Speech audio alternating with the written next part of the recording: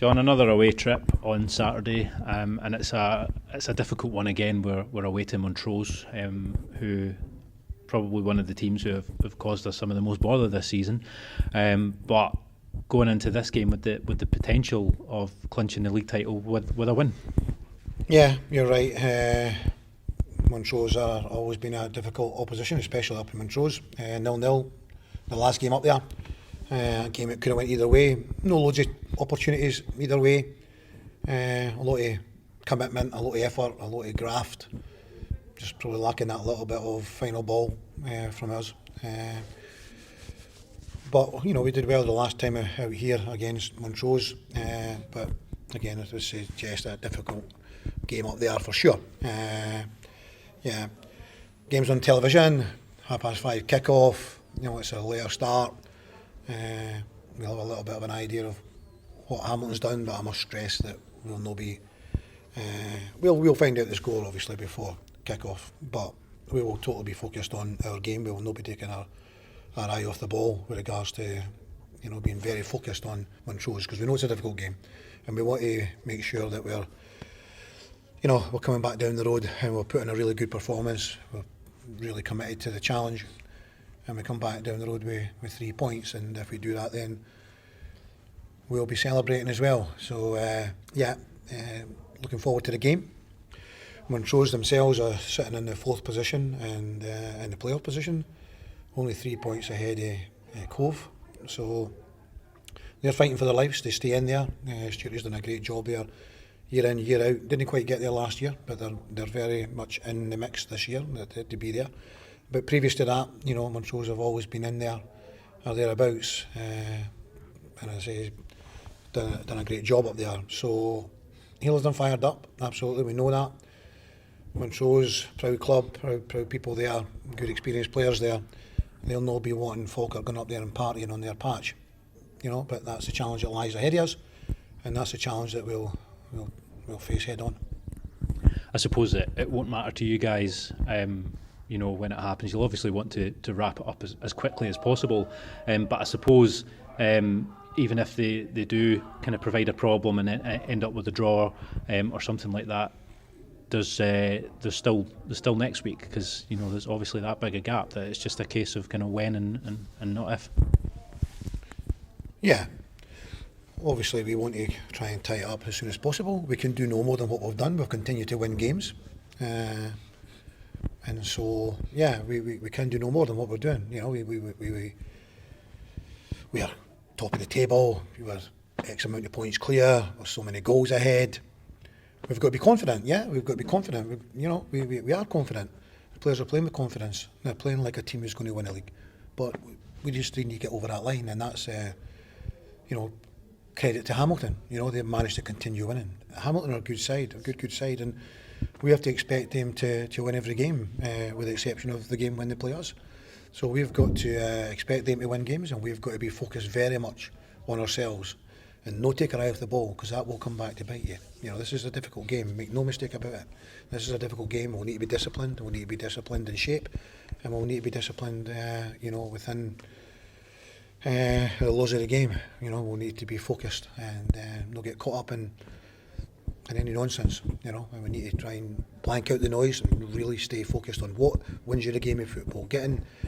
Starting at a right good tempo, starting with good pace, starting with good passing, making sure the first thing you do in the game is the right thing. When you make good decisions, we're compact as a team. We're threatening the opposition. We're putting the opposition under pressure. We're up on second balls. We're getting the ball down. We're calming the ball. We create opportunities. Enough opportunities. We get in behind the defence. We get balls across the face of the goal. We take one or two of the chances. We're solid defensively. We've got good players.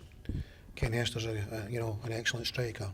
Whether he's playing beside Lyons or somebody else is playing beside him, or they're playing a 3 with Lyons on one side and Webster on the other side, or they're playing the back 5, Stuart and Ross, to change things, from week to week, and they change things in game. And great credit to them that they can do that. So we respect Montrose, but they stand between us and possibly the league title. Certainly they stand between us and winning that game on Saturday. Speaking of noise, I think nearly 2,000 of our fans have bought tickets for the game, probably still more to sell ahead of the game on Saturday. So I think there's going to be a fair bit of noise up in Montrose. Yeah, it's going to be like a home game, I think, barring, the actual location and the actual pitch and all that type of thing. It's not the same, but I think from the amount of fans that we're going to have there, it's going to be very much a home game for us. The fans have made a great noise, and we want that noise. We want an atmosphere. Yeah, that's not what I'm talking about. I'm talking about, getting carried away by winning the league. We've got to play the game. We have to play the game, and that's what I'm talking about. Is try and block out the noise and not get caught up in, well, for day one we wanted to win the league. We're now at game 31. Nothing's changed. We're very close, but we still need to go over the line. And the only way we'll do it is do what we've done for the previous 30 games. And that's being very much focused and not getting distracted and everyone playing for each other, working as a team, up and down the pitch, attack together, defend together. That's what got us here, and that's what we need to do. And I'm assuming that all goes well and we wrap up the league title on Saturday. I'm assuming, obviously, that the squad have shown their mentality and their character this season. And like you said in previous weeks, there'll be no slacking. I'm assuming that message stays the same for the remainder of the season, the 5 games left, with the team probably desperate to get that unbeaten run right to the very end. Absolutely, yeah, of course, absolutely. Yeah, no. Yeah, regardless of the result with Hamilton, we will want to go out and win that football match. We're not going to down tools because something happens at another stadium. We want to go and win that football match, absolutely, and it will be the same for the next 5. Yeah, we've done 30 games unbeaten. We've got to have big shoulders and say we want to go 36. Everyone's trying to knock us off. Be the first team to beat us. Everyone, and. Montrose, on paper, will be a stern test. It will be. Away to Montrose is always a difficult game, so it's a stern test for us. But it's one that you say we've showed the mentality.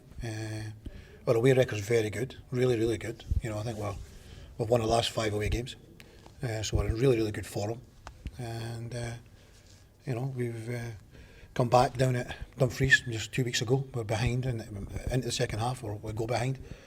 And we come out with a 4-1 victory. So the mentality is there, the character's there. We have played like a league-winning team. We've shown a lot of the credentials of a league-winning team. We just need to get over the line, and simple as that. Going into Saturday's game, just finally, I take it that the majority of the squad's still fit, obviously, bar Tom Lang, who we know about, and Liam Henderson as well. Is he likely to make it on Saturday, or is he still a doubt? No, Liam's calf has given him bother, and so it's a blow that he's not going to be available, because again, he's played a big part of the season, and of course, but you want to be in the pitch. You want to be in the park. Tom wants to be in the park. It's just so disappointing for them, frustrating for them that unfortunately they're going to be there, or not going to be on with a Falkirk jersey on and being on that pitch, playing their part. So he's going to have to miss out. We'd keep our fingers crossed that Hendo's maybe fit next week. But thought Sean did well when he came in. He came in and played the position really, really well. And so that's where we'll be on Saturday.